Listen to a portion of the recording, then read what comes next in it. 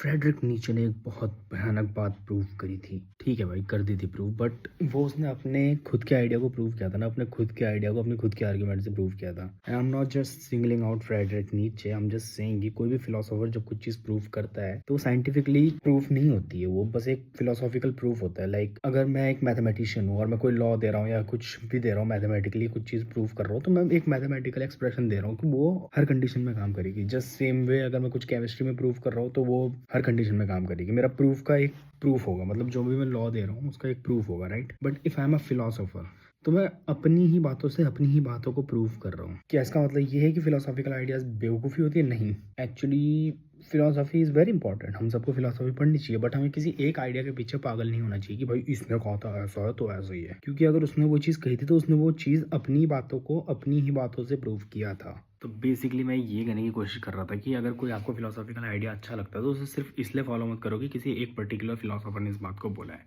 बल्कि सबसे पहले उस आइडिया को डिसप्रूव करने की कोशिश करो, और फिर अगर जो आपने प्रूव किया था कि ये गलत है, अब उस चीज़ को गलत प्रूव करने की कोशिश करो, ताकि आपका पर्सपेक्टिव बढ़े, ताकि आप अपने हिसाब से सोच सको, ना कि आप किसी और का आइडिया कॉपी कर सको।